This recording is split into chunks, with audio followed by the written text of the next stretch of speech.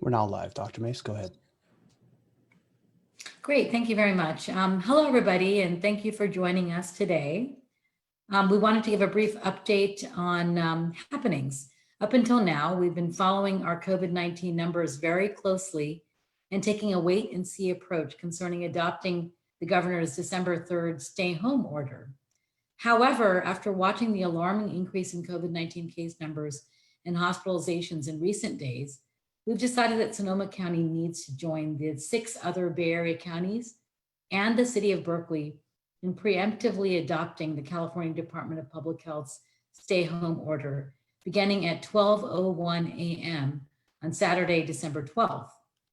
Although we have fared better until now than other parts of the state in terms of demand on our hospitals, the numbers of new cases have risen dramatically just in the past week. And we feel that we must act and adopt the governor's stay-home order, which is already in effect for most of the state. In just a minute, I'll go over some slides that will show how our numbers have changed in recent days. Meanwhile, the Bay Area's combined ICU bed capacity has dropped from 25% to 17.8%, meaning the region will likely soon hit the 15% capacity level anyway. But we feel that we could not wait until then to take action.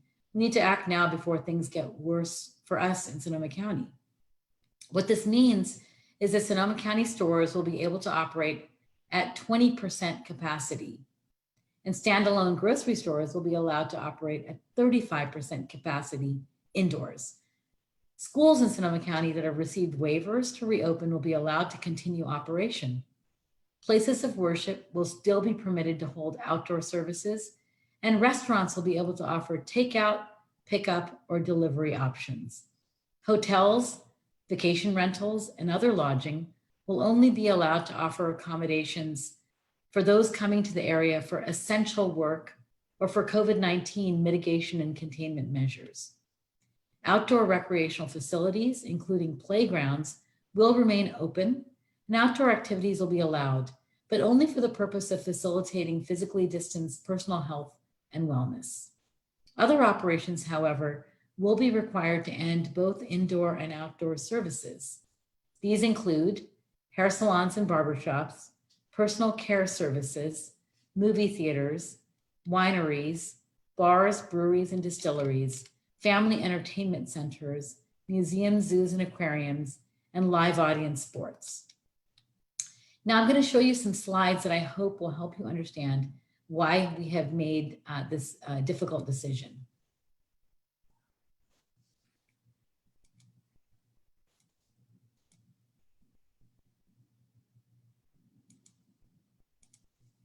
Are you able to see my slides? They look good. Thank you. Thank you. So I'd like to give a quick overview to tell you where we are in terms of our case data, and then touch on gatherings, trends in some of our vulnerable populations, our hospital capacity, contact tracing capacity, and some of the modeling projections from the state of California. So as you can see here, our case rate has taken a very steep upward trend in the past 2 weeks. Our new cases per day per 100,000 is now close to 25 new cases per day per 100,000. At the very peak when the blueprint was first introduced, we were at a case rate of somewhere between 13 to 15 new cases per day per 100,000.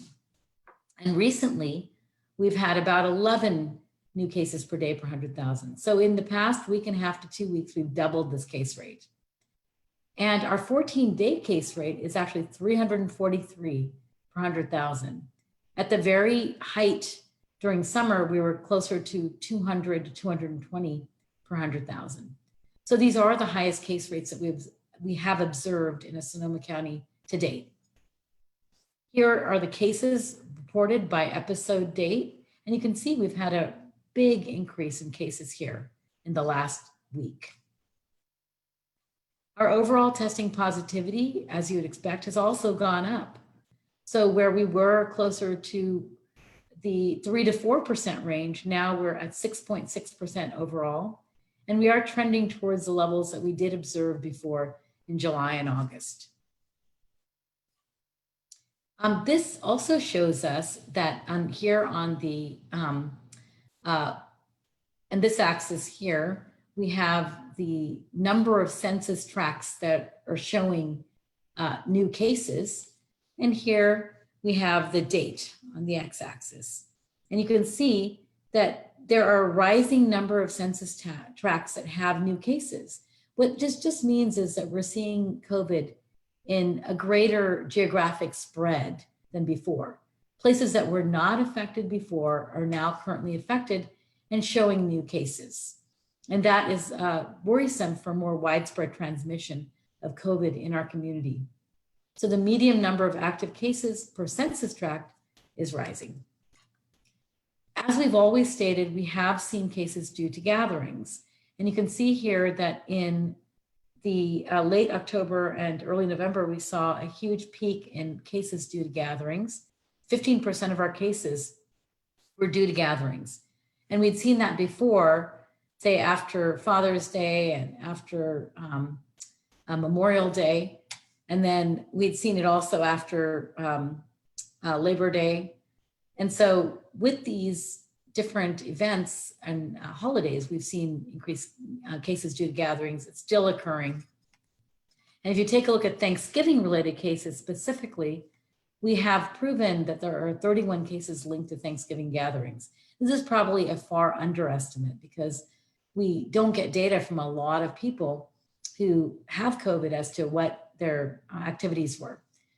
Of these 31, 54% were due to large gatherings of more than 12 attendees, which actually is in violation of the order. And then 46% were due to smaller gatherings of 12 or fewer attendees. In 3 separate instances, people were infected through workplace outbreaks and then exposed others at subsequent Thanksgiving gatherings with their extended family and friends. And at least 2 of the gatherings were specified as outdoors. We look at our vulnerable populations, we can see that the cumulative number of cases among adults age 65 or greater are increasing over time and are approaching what we saw in August when we were having the big outbreaks in our skilled nursing facilities and in our residential care facilities. So this is also a very worrisome trend. And as I was just saying, the cases in the residential care facilities and the skilled nursing facilities are definitely increasing at this time, both in residents and in staff. Not near where they were July and August, but increasing, and that's concerning because these are our most vulnerable groups. And these are the people who are more likely to get hospitalized and have really bad outcomes like death. If we take a look at our trends in cases, we've had the most number of cases in this week 49, the last week that we've ever had in Sonoma County. Our previous peak was back in July and August. And hospitalizations are also reaching the peak that we had seen in week 33. We are starting to increase, and that's been very worrisome.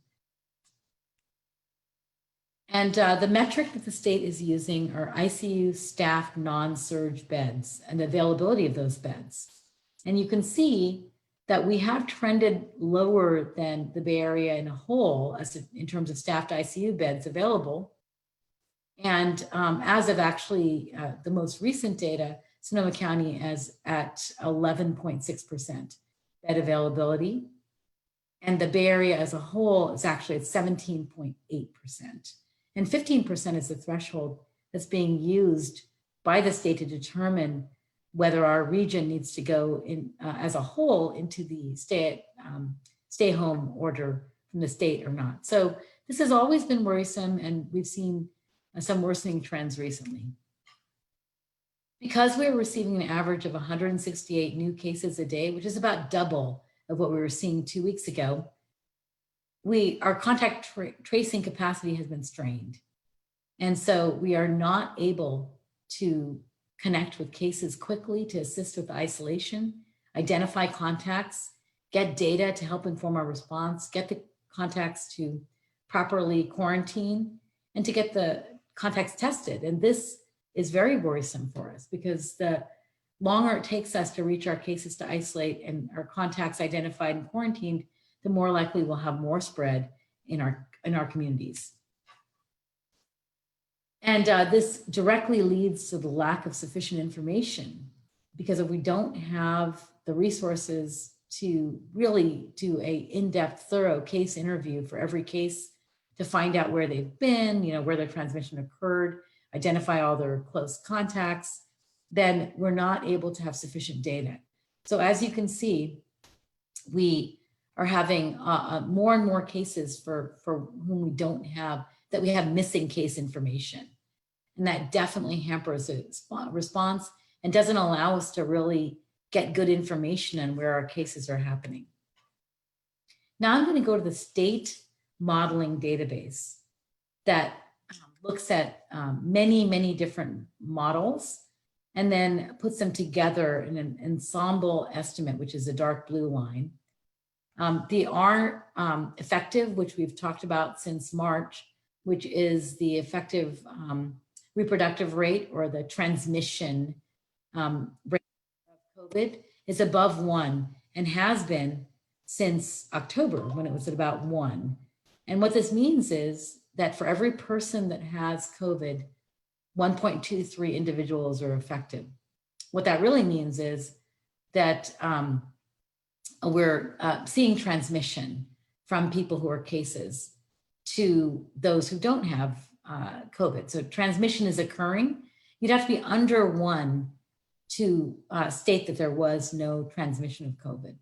So this is something that's worrisome and something that we've been following. We also have a model from the state predicting deaths. And as you can see, the actual deaths as of December 6th for the state modeling were 160. The expected 30-day forecast, however, through July 8th shows that we are expecting 213 cases. So we would add 53 deaths if we continue in the trend that we're in for the next month, which is another reason why it's so important for us to go to the stay-at-home order to protect our most vulnerable population and prevent the worst outcome of death. So I'm going to end there right now. I am going to take questions in just a minute, but let me finally say that how soon we're able to move out of the stay-at-home order is really up to all of us and all of you.